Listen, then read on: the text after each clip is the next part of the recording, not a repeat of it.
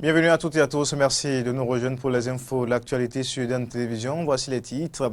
Après 32 jours d'audience inhérente au procès ICC à la Cour de répression des infractions économiques CRIET, le verdict a été rendu public tôt ce matin. La CRIET a entre autres donné la constitution de partie civile de certains déposants, paiement d'une somme à leur profit au titre de dommages et intérêts. Dans cette édition, vous suivrez les précisions de notre correspondant Amen Didé Onkonoudji sur ce verdict. Le verdict, oui, mais quelles sont les réactions des Béninois après ce procès? La réponse également à suivre dans cette édition. Puis le Conseil des ministres s'est réuni ce mercredi 6 février. À l'issue de ce rendez-vous hebdomadaire du gouvernement, différentes décisions ont été prises par le gouvernement. Le point également à suivre dans ce journal.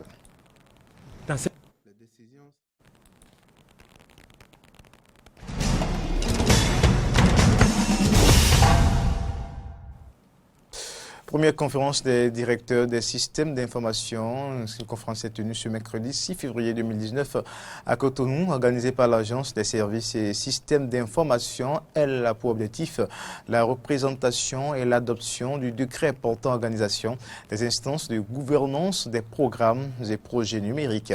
Le point avec Frédéric Espoir Mambou et Fiacre Voitan. C'est une rencontre d'information, mais aussi d'échange des acteurs clés du domaine du numérique au Bénin pour s'assurer de la cohérence dans les différents projets mis en œuvre par le gouvernement. Mais cette première conférence doit aussi permettre de faire la lumière sur le décret numéro 2018-531 du 14 novembre 2018, qui est la base même de la présente conférence. Au regard des enjeux socio-économiques, au regard de la politique de gouvernement et des politiques sectorielles pour le développement du transport, pour le développement de l'agriculture, pour la mise en place des systèmes de santé efficaces et efficients, pour l'amélioration de l'éducation par l'usage de la technologie, et j'en passe. Nous avons une responsabilité morale forte quant à la contribution du numérique. En cette première session, les échanges feront un focus sur le décret suscité quant à l'organisation à mettre en place pour l'atteinte des objectifs communs. Aussi, nous aurons l'occasion de faire le point du chemin parcouru et surtout de proposer des perspectives en lien avec la politique du gouvernement. C'est pourquoi, à l'ouverture des travaux, le ministre de l'économie numérique et de la communication a tenté de définir le cadre dans lequel s'inscrit une telle assise. À travers la mission qui lui est assignée, la conférence des DSI s'assurera du respect des normes et standards dans la conception et l'exécution des projets ainsi que dans l'exploitation des livrables, de la mise à jour du schéma directeur national des systèmes d'information, de la cohérence entre les projets en cours d'exécution dans les ministères, et de la proposition de mesures nécessaires aux autorités compétentes. Tenant compte de l'importance de la réalisation des nombreux projets axés sur le numérique, le ministre Aurélie Adam Soulé Zoumarou a appelé à l'implication efficiente et efficace des différents acteurs conviés à ce rendez-vous. Si je suis là aujourd'hui, au départ de cette conférence, c'est uniquement justement pour vous dire à quel point nous comptons sur vous, à quel point le chef de l'État, l'ensemble du gouvernement compte sur chacun de vous dans la mise en œuvre de nos projets numériques. Tous les regards sont actuellement tournés vers nous, vers vous, car de cet effort que vous allez mettre en œuvre jaillira la transformation digitale de nos administrations et, chose plus importante encore, le rayonnement de notre pays dans le domaine du numérique. A rappelé que ces travaux entrent dans le cadre de la promotion de la transformation digitale inclus dans le programme d'action du gouvernement. Une transformation digitale qui a pour ambition de faire du Bénin un pôle de services numériques innovants d'ici l'horizon 2021. Le Conseil des ministres s'est tenu ce mercredi 6 février 2019. À l'issue de ce rendez-vous hebdomadaire du gouvernement, différentes décisions ont été prises. Suivons ici un point fait par le ministre du Tourisme, de la Culture et des Sports, porte-parole du gouvernement. Les décisions ci-après ont été prises. Au titre des communications, adoption du plan d'action national sur la gestion durable des terres 2018-2027. Le défaut de planification de la gestion des terres et des ressources agroforestières a induit au fil des ans leur dégradation avancée. Ainsi, en l'espace de 35 ans, notre pays a perdu environ 48% de sa forêt dense. Celle-ci ne couvre désormais que 0,29% du territoire national. Une telle situation est de nature à provoquer de plus graves dégradations physiques et une vulnérabilité accrue des écosystèmes face au changement climatique si rien n'est fait. Prenant la mesure de l'enjeu sur l'environnement et en vue d'y remédier durablement, le gouvernement a initié en février 2018 un atelier qui a regroupé des acteurs spécialisés d'origines socio-professionnelles diverses. Il a permis de mettre en place un plan d'action sur la gestion durable des terres sur une période de 30 ans. La mise en œuvre du dit plan, qui est national, permettra, entre autres, une appropriation et une intégration effective de cette problématique dans les investissements couvrant plusieurs domaines. Autorisation de contractualisation pour la réalisation des travaux d'urgence d'aménagement du site d'accueil à Cotonou des pèlerins dans le cadre du Hajj. L'absence d'un espace adéquat d'accueil des pèlerins venant de l'intérieur du pays, en partance pour le Hajj, fait que les conditions de séjour et d'hébergement à Cotonou en attendant leur départ sont des plus difficiles. En vue de mettre fin à une telle situation, le gouvernement, en relation avec la communauté musulmane, a identifié un espace au quartier Akwakwa pour y réaliser des aménagements et ériger quelques bâtiments. Les travaux consisteront notamment en l'assainissement et au pavage de la cour, en la construction d'un bâtiment pour l'hébergement des pèlerins, d'un local administratif, de blocs de toilettes et de douches, en la réalisation d'une allée de circulation des véhicules, puis de zones d'accueil et de repos. Le début du Hajj 2019 étant prévu pour le mois d'août, le gouvernement entend rendre le site disponible pour le mois de juin 2019. Le président Patrice Talon a accordé ce mardi 5 février 2019 une audience à la délégation de l'UEMOA au thème de la revue annuelle de l'institution. À l'issue de l'entretien, le président de la commission s'est prononcé sur la teneur du rapport des travaux. Remettre le mémorandum qui a sanctionné la fin des travaux sur la revue annuelle des réformes, programmes, politiques et projets communautaires ici au niveau du Bénin, au titre de l'exercice 2018. Pour rappel, cette revue est un mécanisme qui a été institué par la conférence des chefs d'État et de gouvernement de notre Union en octobre 2013. Et au vu des résultats enregistrés par les États depuis l'institution de cette revue, nous pouvons dire que c'était une décision importante, utile et pertinente parce qu'elle a produit beaucoup d'effets dans l'ensemble de l'Union. Pour revenir au Bénin, en particulier à l'exercice 2018, nous avons enregistré des performances importantes au niveau de ce pays, des records jamais égalés au niveau de l'Union.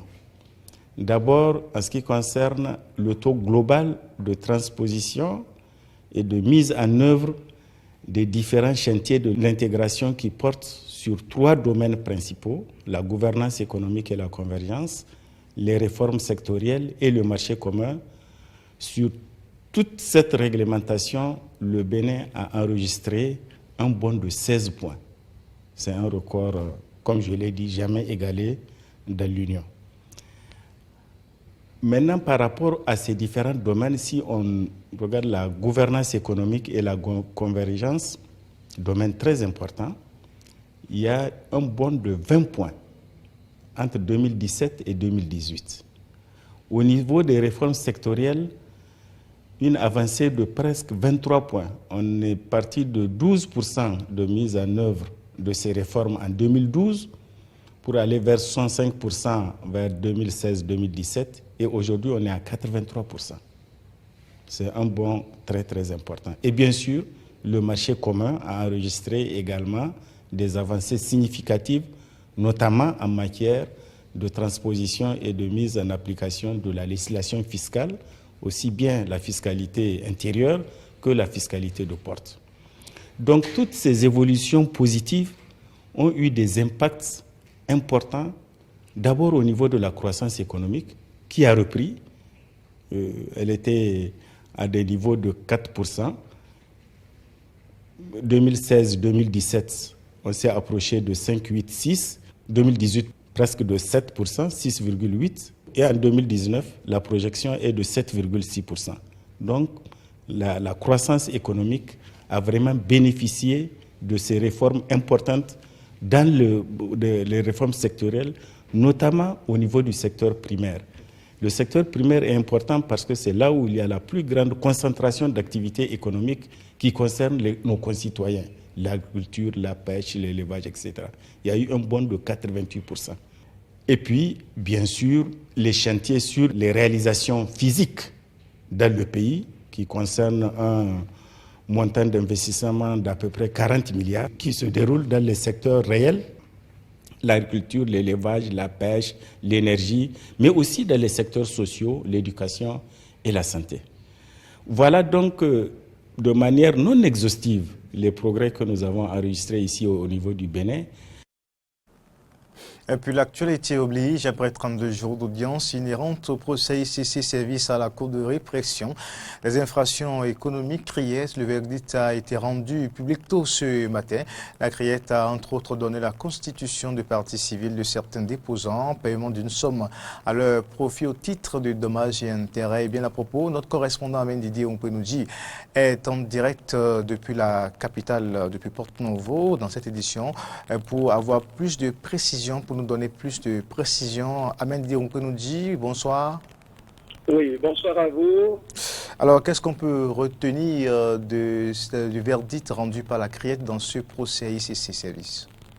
Alors, c'est un dossier très important, un dossier qui aura mobilisé les ardeurs et surtout les populations des départements de Lomé et pourquoi pas de tout le Bénin, puisque les déposants sont issus de presque tout l'ensemble du territoire national. Il faut dire que ce procès, ouvert le 17 décembre 2018, a été clôturé tôt ce matin, vers 1h30 à Porto Novo, après donc 32 jours de débat, de plaidoirie, de défense, et donc le procureur général a requis à l'encontre des accusés tels que Guy Akwaga, Émile Tegbenou, Pamphile Dohou et Etienne Tendro, eh bien, une peine d'emprisonnement ferme de 10 ans assortie de 12 millions de dommages et intérêts. Alors il faut dire que c'est un procès qui a vu défiler devant la barre de la CRIET, la Cour de répression des infractions économiques et du terrorisme à Porto Novo, plusieurs personnalités. On aura tout vu. Il y a eu plusieurs directeurs généraux de la police, plusieurs responsables des renseignements généraux de l'État béninois qui ont défilé devant les juges, devant les avocats aussi, pour pouvoir essayer d'éclairer la lanterne de cette cour. Au finish, le verdict est tombé, 10 ans d'emprisonnement ferme, et les déposants qui ont véritablement eu à faire la vérification de leur épargne ou montrer de quoi réellement ils ont eu à déposer d'épargne au niveau de cette structure pourront être remboursés. Et ce qui serait à préciser, c'est dire que c'est la somme issue de la vente des biens meubles et immeubles de ces accusés, tels que Guy Tegbenou, Émile Tegbenou, Pamphile Dohou et autres, que ce sont ces biens meubles et meubles qui serviront à payer. Il faut dire aussi que le Trésor public avait déjà engrangé un certain nombre de sous par la vente de ces biens appartenant à ces accusés. Et c'est au regard de cela qu'environ plus de 800 millions de francs seraient disponibles, sans oublier d'autres fonds qui seraient au niveau du Trésor public. Véritablement, c'est un oup de soulagement pour les avocats, surtout l'avocat de la défense ce matin très tôt, Hervé Baguidi, qui s'est dit satisfait après ce verdict, et sans oublier aussi la partie civile représentée par Maître Alain Oronla, il s'est dit satisfait que les épargnants puissent bénéficier de ce procès qui leur permettrait peut-être d'ici quelques mois de rentrer dans leur fonds. Voilà un peu ce qu'on peut dire, retenir de cette décision ici rendue à Porto-Novo, une cour qui déjà dès l'entame n'était pas appréciée. Un tour dans la ville de Porto-Novo, certains ont estimé que s'il fallait nécessairement en arriver là pour que l'on puisse avoir une idée sur ce qui serait attendu pour que la vérité éclate. On en a entendu parler, plusieurs sont venus devant la cour et ont parlé, et chacun retient pour lui ce qu'il faut. Voilà un peu ce qu'on peut retenir par rapport à ce procès. 10 ans d'emprisonnement ferme pour Émile Tegbenou, Guy Akogran, Pampil de Hou et autres, et 12 millions de dommages et intérêts. Pourquoi? Parce que ils avaient eu des biens qui ont été saisis, vendus par le ministère public, vendu par le Trésor public à travers Madame qui représentait la structure qui pourrait se saisir de ce dossier. Voilà un peu ce qu'on peut retenir, et c'est un autre statement ici à Porto-Novo. Tout le monde était resté en éveil jusqu'à tôt ce matin. Merci bien vous, Amen Didier. On peut nous dire, on retient donc alors 10 ans d'emprisonnement pour les responsables, les accusés dans cette affaire ICC Service, et que les spoliés seront quelque peu dédommagés. Voilà, les précisions nous ont été apportées dans cette édition par Amen Didier, on peut nous dire, notre correspondant depuis Porto-Novo. Et justement, nous allons vous permettre maintenant de suivre les réactions de certains avocats. Une personne qui fait 8 ans, 6 mois en détention et que vous arrivez à extirper des geôles, il faut en être fier. Mais à côté de ça, il y a les autres accusés qui n'ont pas pu recouvrer leur liberté. La joie aurait été totale si tous pouvaient rentrer au terme de leur temps de condamnation. Mais la grande satisfaction, c'est que le procès ait eu lieu. Il faut retenir que nous sommes allés au bout du processus.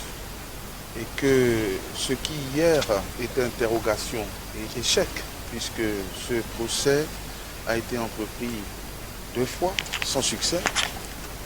Ce qui a été entrepris a atterri, on a accouché, et c'est une délivrance.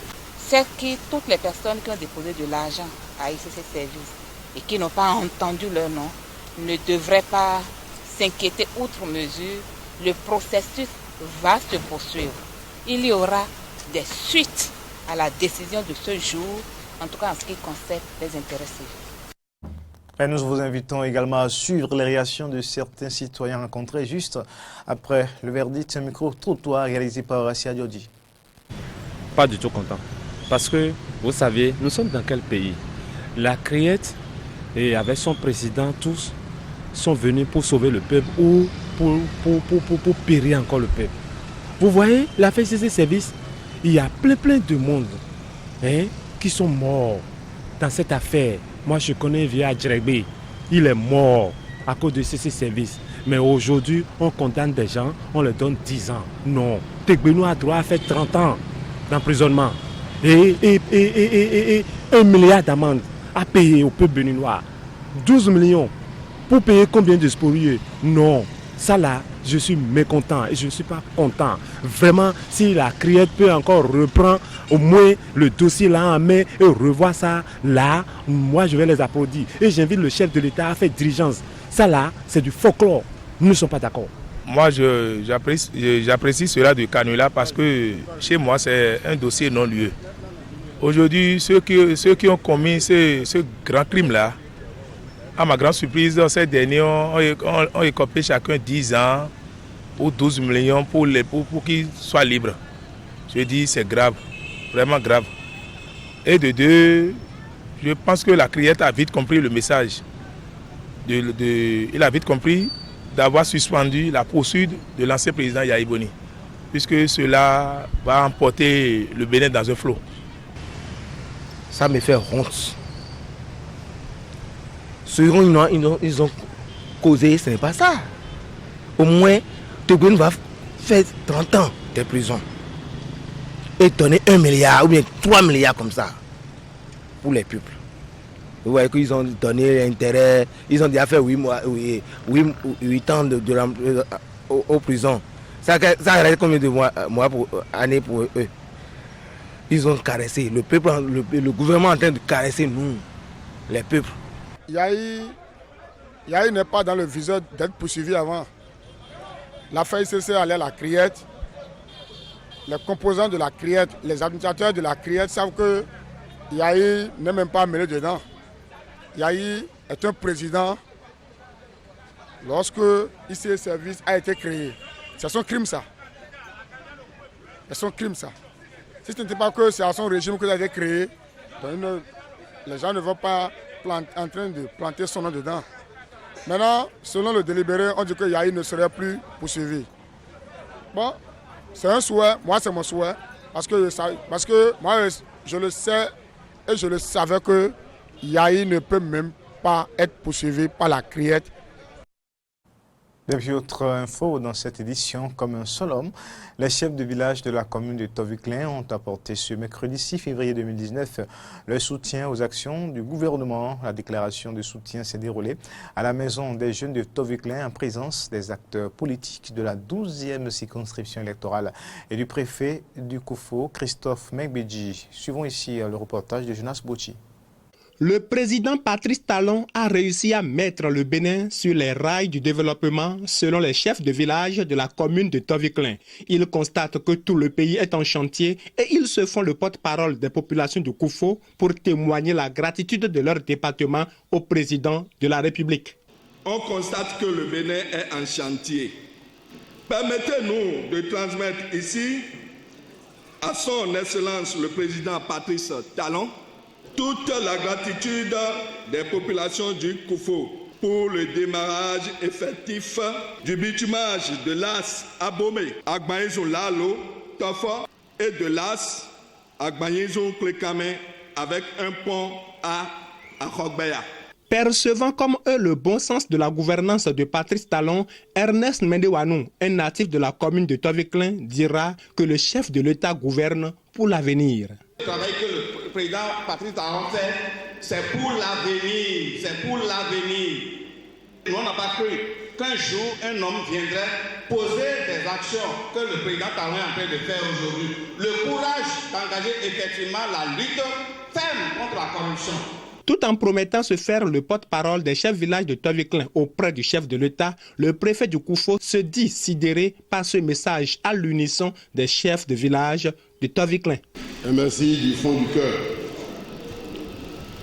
parce que vous, membres des différents conseils communaux de Toviklen, que vous mettez ensemble pour dire oui à Patrice Talon. Oui, en termes de ce qu'il fait sur le terrain. Et vous avez dit oui, que vous souhaiteriez qu'il aille encore plus loin. Le maire de Toviklen et l'honorable Jérémy Adomaou ont eux aussi salué cet engagement des chefs villages de Toviklen à soutenir le programme d'action du gouvernement.